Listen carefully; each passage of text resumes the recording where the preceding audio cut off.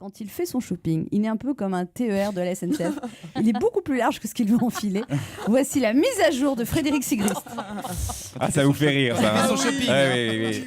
Alors cette semaine, Frédéric Sigrist qui a mis une belle chemise blanche. Plus l'émission avance, plus il... Pas belle. je fais dans la Pas belle, je fais- sobriété, je fais dans la voilà. sobriété. Voilà. On dirait Bernard-Henri Lévy. Mais attends, Les cheveux en moins. j'ai un billet d'avion pour l'Ukraine là, juste après l'émission. Cette semaine, une fois de plus, le CSA nous interdit de parler politique. Donc du coup, aujourd'hui, je vais vous vendre du rêve, je vais vous vendre du glamour, je vais vous parler du Festival de Cannes. Ah, Cannes, cette formidable ville du sud de la France où les habitants ont un taux de plastique dans le corps supérieur à la moyenne.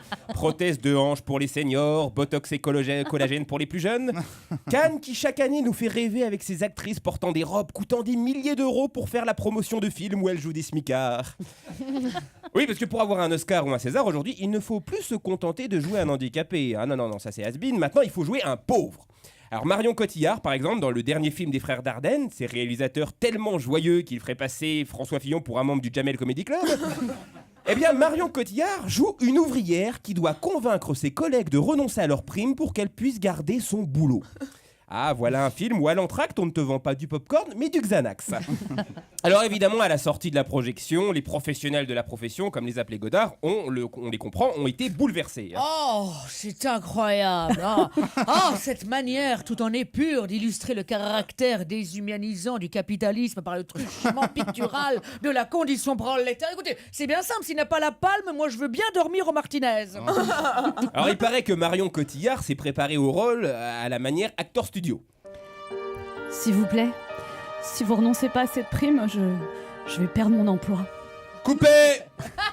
Bon Marion, ma chérie, c'était très bien, mais est-ce que tu pourrais me la refaire comment dire? Est-ce que tu pourrais me la refaire moins joyeuse? Voilà. Ah, parce que là, tu trouves que ça faisait joyeuse? Ah ouais, c'était joyeux. Luc, c'était joyeux, non? Ah bah tu m'étonnes, on aurait dit du Danny Boone. Tu vois bien. Non, il faudrait vraiment que tu te mettes dans la peau du personnage. Tu es pauvre, Marion. Tu comprends? Tu as une vie de merde. T'es à découvert le 3 du mois, tu fais tes courses chez Lidl, tu manges du jambon à l'eau rempli de pesticides. Le seul oasis de ta semaine, c'est le film du dimanche soir à TF1. Bah, peut-être que mon personnage est heureux en couple. Surtout pas. Ton mari peut plus te voir en pâture, il picole comme un trou, il fantasme sur les seins à Nabila. Ton fils se drogue et ta fille est une pute. Ouais, une vie de pauvre quoi. Une vie de pauvre, voilà, c'est ça. Pardon, Jean-Pierre, mais c'est pas un peu Mais caricatural? pas du tout, chérie.